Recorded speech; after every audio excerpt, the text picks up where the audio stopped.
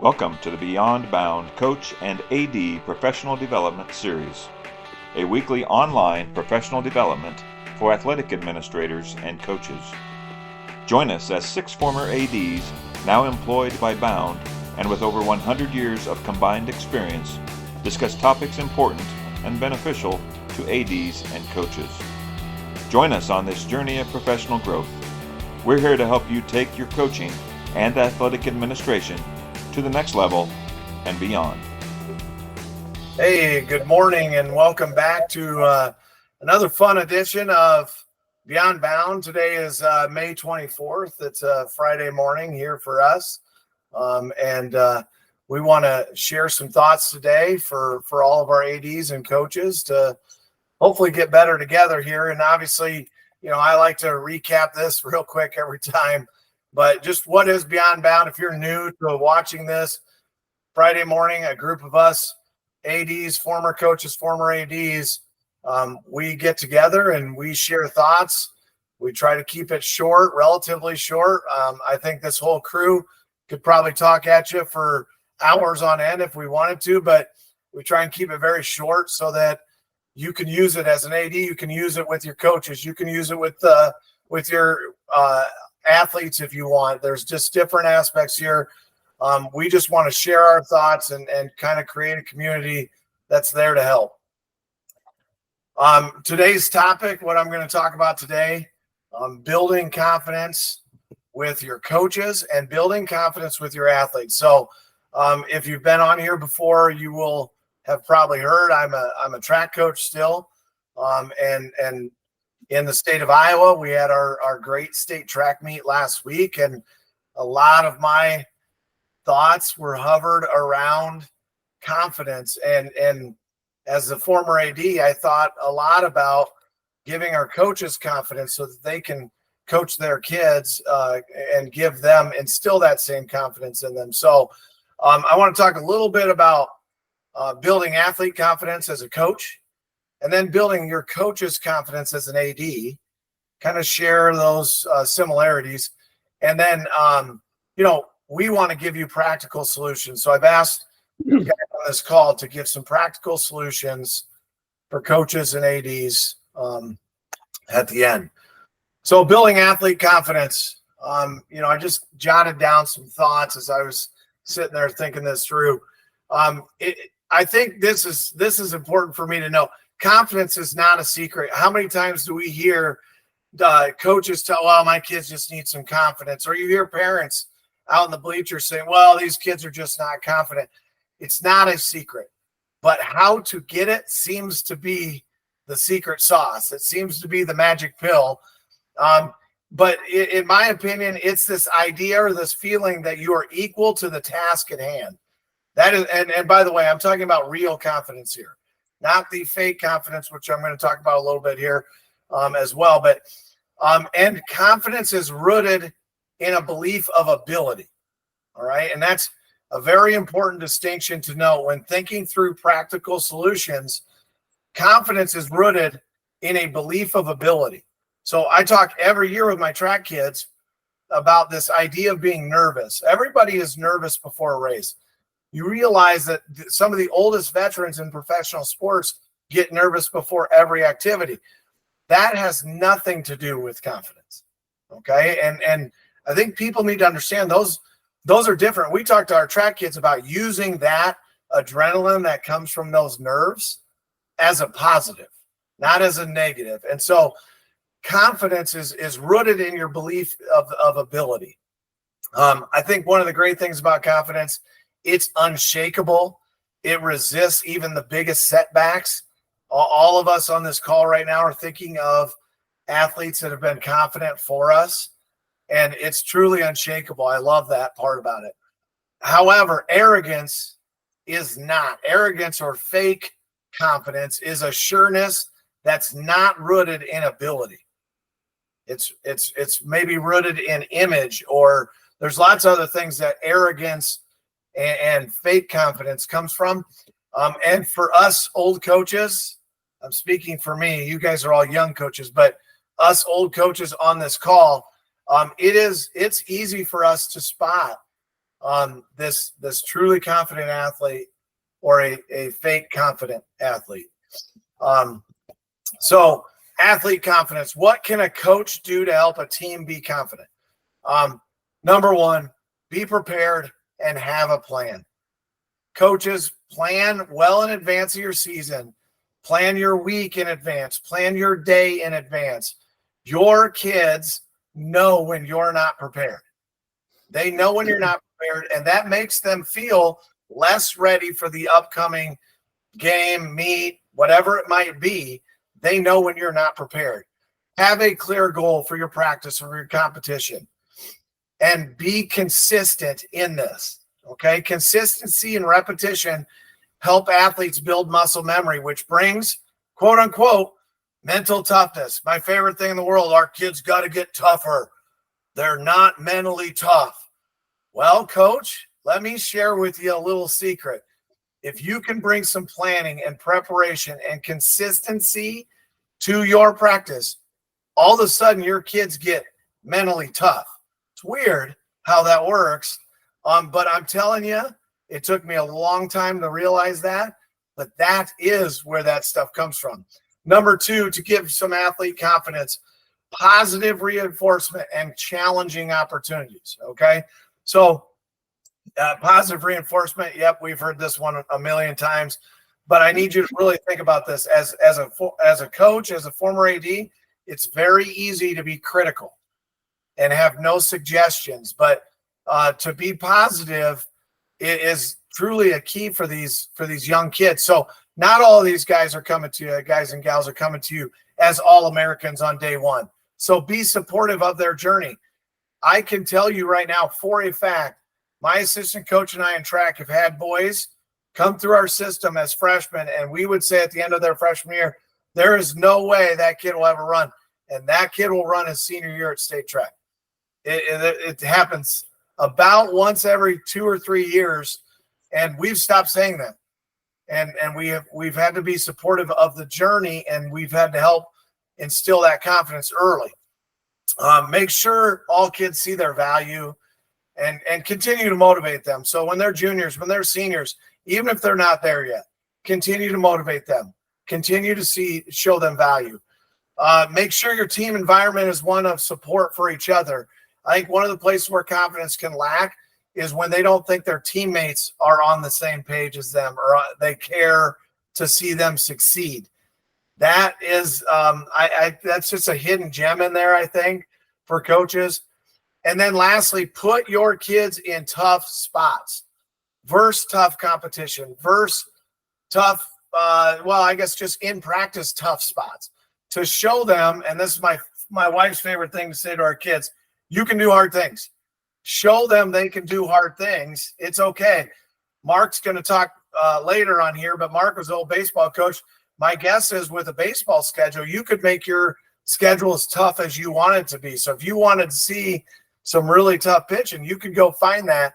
I think those are great opportunities to instill confidence in your kids. And then lastly, skill development and technique. Technical and tactical skill development is another key to being confident. This job belongs to a coach. So make sure you know your techniques, your fundamentals, your skills, and make sure your kids are ready for those roles. Okay. And everybody here, we're all ADs on here. They're going to remember the fake coaches, fake confident coaches that are like, yeah, just go do this. And they didn't actually say anything to their kids, or, hey, details matter, but they never actually told them the details that did matter. This is how you can instill confidence. And again, repetition's very, very important. All right, quickly, building coaching confidence. And it's the exact same as building athlete confidence. It's this top secret that ADs didn't want you to know. ADs on this call listening right now, when you were a coach, how did you instill confidence in your kids? Well, you need to take a look at, you can do the same thing for your coaches. And it's, as a coach, it's the idea that our abilities are up to the task at hand. Okay. As a track coach, it's taken me a long time. I'm fairly confident now in who we are and what we are trying to do. It's unshakable. It's seen setbacks and it bounces right back.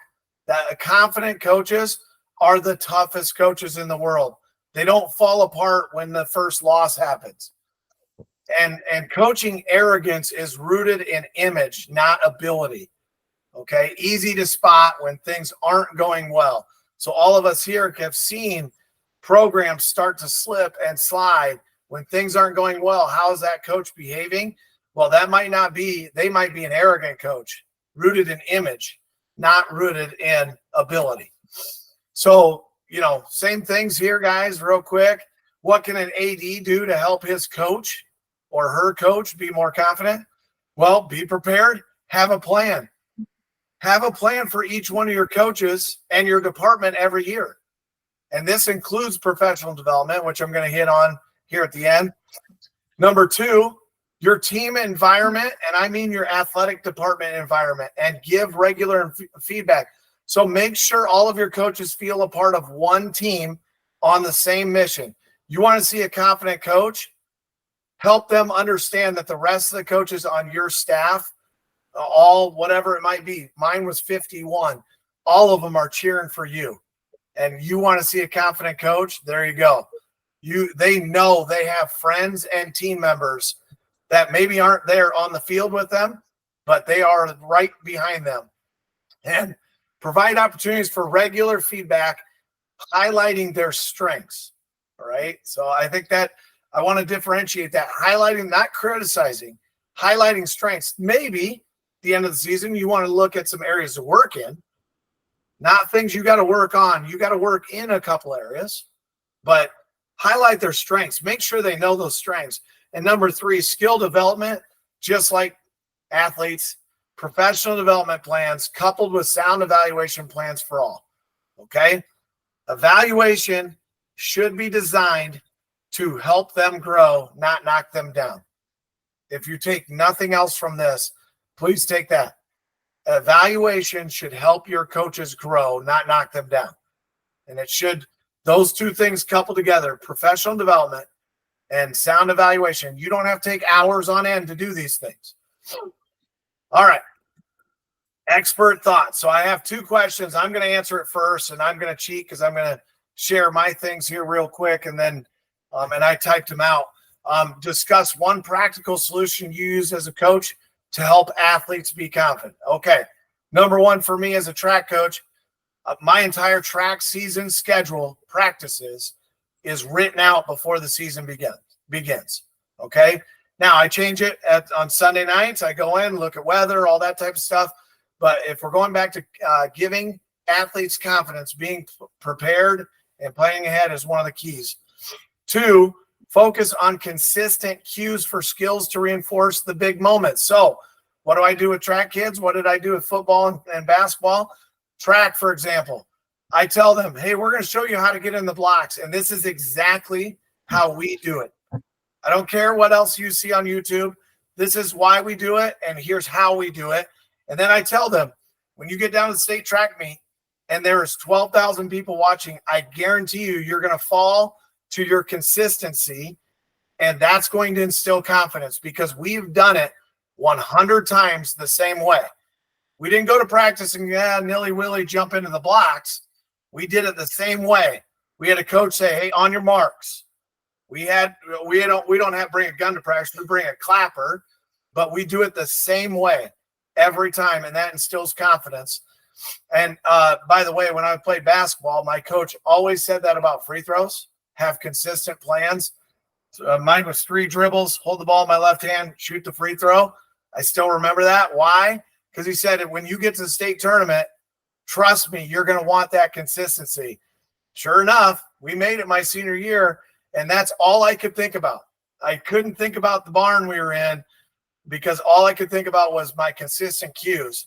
And lastly, for athlete confidence, use past results to show each kid. And so I do a lot of one-on-ones with our kids. I pull them aside and I tell them, hey, in a freshman, hey, you remember this kid that graduated in 2011? He was our record holder. Here's where he was at as a freshman. You're ahead of that right now. So using past results to show where kids can be and taking them aside and talking to them one-on-one. All right. discuss practical solution as an AD to help a coach be confident. My number one thing I did on Friday mornings on my to-do list, right when I got to school, the very first thing I have on my to-do list is pick a coach and be a coach builder. So every Friday, I thought intentionally about one of my coaches, and I thought about at least one strength they had, and I sent them an email. And it just said, hey, from my viewpoint, and I wrote up, here's exactly the way I want it to start. From my viewpoint, here's something that I see that you do really well. Give your coaches confidence. Number two, we coach our coaches how to interact with each other in and out of season. So you want your coaches to be on the same team? Make sure they know how we talk to each other as coaches. We're adults. We do the communication to each other. We don't let students do it. We don't let parents do it. And last one, I added, you want to make sure your evaluation is designed to help coaches improve. All right. That was a lot. I'm sorry, it's a little long today, guys. But Todd Gordon, can you give us one practical solution you use as a coach to help athletes, and then same as an AD? Thought you were going to drop the mic. That was amazing. That was outstanding. That's great stuff. Put that in a book. Yeah. I'm not a writer, buddy. Well, you just were. That was fantastic. I appreciate that. Thanks. Well, I think first off, 3 dribbles is the magic number because that was what I did, and I'm still the Griswold High School record holder for free throw percentage in a season. I love it. 3 dribbles, up to the left hand, put her in. So Yep. I can tell the basketball coaches, make them do 3 dribbles. Right. That's right. I would say it's the same thing. I'll do the shush too. I mean, what I always tried to do, I think you do it with people, no matter what, kids, adults, catch them doing something good. And then make sure you step into that moment and tell them. I think sometimes that I cringe when I miss a moment and I didn't have an opportunity to say something when I caught them doing good and I didn't say it. And then that moment passes and I can't get it back. That's good. So I think, and the most important time to do that, I mean, gosh, winning's fun. Winning's great. You can always find things. There's smiles and great job, great game. But boy, after a tough loss, we talked about that yesterday, Brian, with your daughter at state track and how she was just tremendous performances, but they didn't win, but set a state record twice and you don't win. It's just amazing, but that's what life's about. But that's where you step in and you instill confidence in them in what they did. And you stepped into that moment as a parent. We need to step into it as a moment as coaches and ADs, but just tell them. It's about communication, it's about relationships. But the biggest thing I would say is don't miss the moment when you have an opportunity to really step into it and let them know. I think 2 things Todd said for the group, catch them doing right. So find strengths, kids, coaches, and don't miss those moments. Man, Todd, just even hearing you say that, I don't even know if I played that right as a dad. I got to watch that from the outside, but yeah, I may have missed a small moment, and maybe I'm going to go try and reattack that moment. But really good stuff from Todd Gordon once again. Aaron Stecker is next on my list. Let's hear some practical from Aaron. I agree with Todd. First of all, you did his mic drop. I'm not sure you left us a lot to unpack there, but as usual, Brian Petersen being more thorough than the average Joe. Couple of things I wrote down here. Man, you're getting in one of my wheelhouses here. This is right in the middle of my mental toughness pyramid part of the whole thing. One of the things we try to talk a lot. A lot of my coaches use this kind of progression, this mentality, but where confidence fits into this whole thing. And it was preparation breeds confidence. Confidence breeds better performance. Better performance breeds success, and better success breeds your overall culture on that. And so where that's at in there, it comes back to that preparation. And I just believe in do the work. I don't care if you're an athlete or a coach, do the work. If you do the work ahead of time, and what do I mean by work? I mean, as an athlete, did you do your off-season training? Did you do the things you could do in the off-season to get stronger, to get faster, to learn the game? Looking back at past performances, finding the things you did well and make sure, all right, I did that well. How am I going to reproduce that and grow from that? What are the things I've got to find weaknesses, and how am I going to get better in the off-season so that when I'm in that situation next time, I perform better because I've done the work. Obviously, to do the work part when you're in season, be engaged in practice and things like that. From a coach's standpoint, do the work. You can't be confident if you didn't do the work. As an AD, when I go back, there were some school years I'd be going to that school year, and it was duct tape, and it was paper clips, and it was because I hadn't done the work to really be prepared. I didn't necessarily have all my schedules in. I didn't necessarily have everything set up the way I wanted to have it set up, and I was shaky and constantly waiting for the water to break through the dam because I didn't do the work the way I should have for whatever reason. And athletes and coaches, it's the same way on that. If you haven't taken advantage of off-season work, if you haven't tried to get better as a coach, looked at what you did well last year, what you need to get better at, and then built a plan for how you're going to get better at those things, and you walk into your season the same as you did a year ago, why would you have any confidence or expectation that you're going to perform better in the upcoming season, in the upcoming school year, if you didn't do any work to get better? So you can't be confident without doing the work. That was the biggest thing, and comes back on that. And again, I think I want to throw in there, doing the work means evaluating past experiences and understanding and recognizing I've been here before. Yeah. I've been involved in 4th and 2. I've been involved in being the free throw line to hit a free throw to tie or win the game. I've been in this situation before, and I've done the work to be here. I've earned it. Caitlin Clark's been a lot, and I hate to say it, but you can't turn on the TV without here or go to Twitter without seeing her name. But what did she say this last year? People ask, how do you step up to the moment every single time in, time out? You just always the moment never seems to be too big for you. Her answer was always, because I've done the work. I've got confidence in my preparation. Why wouldn't I think I'm going to hit that shot? I've shot that shot 1,000 times. Mm-hmm. The other thing I'll add on this is I think whether you're working with your athletes or working with your coaches, is make sure they understand. This gets the mental toughness part you were talking about, Brian. Make sure you're constantly talking about controllables versus uncontrollables. Mm. People let uncontrollable circumstances that derail that might derail success, shake confidence. If you performed well, you performed at your best, you've done the work, you've done the best you could in that moment, but they're just unforeseen circumstances that kept you from achieving what you came to get there. That's you control what you can control. Don't let uncontrollable things shake your confidence on that. So I think we have to look for that and then have that conversation. When somebody's confidence is shaken, then let's have a conversation with that coach, with that AD. Why is your confidence shaken right now? And make them understand, was it because of controllable things? You didn't do the work? Or is it because of uncontrollable things? You did the work. It was just freaky circumstances, or they were just better for whatever reason today. Yep. Can't control that. Can't control that. Yeah. So, it goes back to that situation your daughter you're talking about, man. They worked their tails off. They performed well. They performed the best they performed in the year 2 days in a row. Mm-hmm.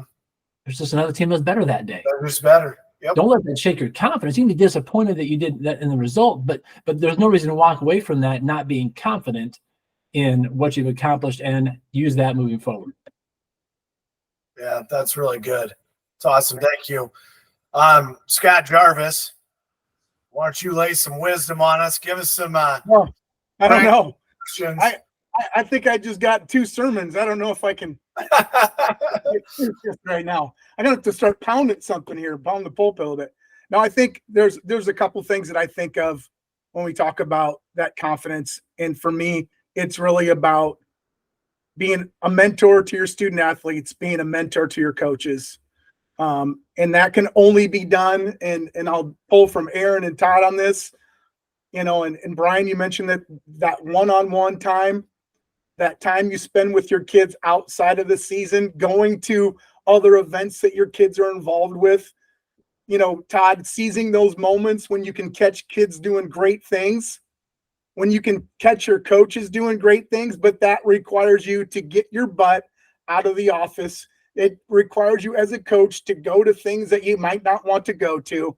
But again, I feel like there's a lot of trust that's built in with that you can, when people trust you, I feel like you have a better influence to drive that confidence for them.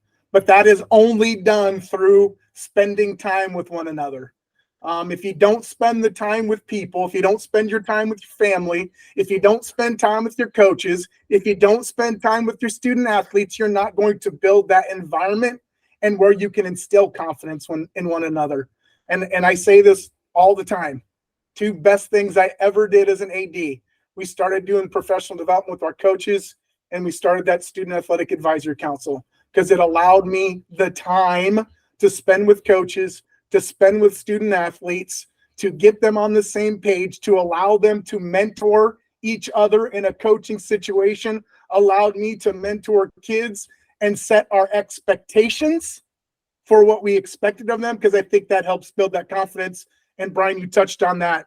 And then lastly, just that we're always seeing value in others and letting them know, as Todd said, make sure you recognize the value that you see in others. And we have to be intentional about that. And Brian, I love that you talked about that, how you were like, I'm going to pick a coach and I'm going to reach out to him. I'm going to tell him. Everybody on this that's listening to this today, reach out to somebody, a coach, a student athlete, a handwritten note, and tell them something that you see that you value in them and that you can instill a little bit of confidence in them. So thanks, Brian. This was awesome. Thank you. That's great stuff. Thanks, Scott. Mark, why don't you hit it out of the park and bat some cleanup for us? Well, as a baseball coach, I always made sure my best 3 hitters batted in the first 3 spots in the order. So that tells you where I'm at. A few things you guys have already touched on. I'll try to bounce back to those. Aaron talked about putting in the time and building confidence that way. I'm going to just share best shooting school. BJ Mulder runs that, and I worked for him for some summers, and he travels all over the place putting on these shooting camps, and he's constantly preaching to the kids that you're doing things that others are not doing. You're doing more than others are not doing. So when you get in that game, you're already ready. And he's building their confidence. And he will even admit he's a technician like nobody else, but he will admit that probably the bigger part of his job is that psychological side of building confidence in the kids that walk in the gym. And if they put in the time and the repetitions and tough practices, they will be confident when the game comes around. So I like that. And then amazingly, Scott, right at the end, you said a personal note. That's what I was going to talk about. With kids, I think there's 2 phrases that I've found over my years that affect kids the most. I believe in you because, and you kind of fill in the blank, or I'm disappointed in you. When sometimes we've all chewed out kids, we've all praised them, we've hugged them, we've done all those things. But sometimes when someone really screws up, and a lot of times with me, it was more in the discipline area of my job, and a kid's messed up and he's in my office. And if I use the words, I'm really disappointed in you, it was amazing how that touched them differently than saying, well, what the heck were you thinking when you did that? So those phrases. So what I did as a girls basketball coach, because it's during the year and you could do it, I often put a note in their locker. And sometimes it would be, I believe in you because blah, blah, blah. A lot of times I'd try to do 2 or 3 little things that I would believe that they were good at, and they weren't always basketball related. And then I would add that one little, hey, your next step is get better at this. And I know they like those because I'd go back the next time to put one in and the other note was still hanging there. Yeah. And so I think that helped. And then I wasn't great at doing that with coaches, and I should have done more of that. My way of handling coaches was always this: hey, coach, we're with you, winter tie. And, we'd laugh about that. And we had a lot of fun with that. We're with you, winter tie. But I'd try to find a time to visit with them, and especially reinforce that I know you've prepared well for the season for yourself. And now you have your team well prepared, coach. Let's go do it. Just little confidence notes and meetings on a personal level. To me, that I think was the most effective thing that I could have done. Great job, Brian. Thanks, Mark. That's great stuff. And again, stuff that you guys all know we could talk about for hours on end, but great thoughts. Hopefully everybody could glean some information, whether you're a coach, whether you're an AD, or maybe you're both, could glean some ideas there on how to give confidence to your coaches, give confidence to your athletes. We hope you have a great holiday weekend. Thanks for listening and tuning in. We hope to see you next week.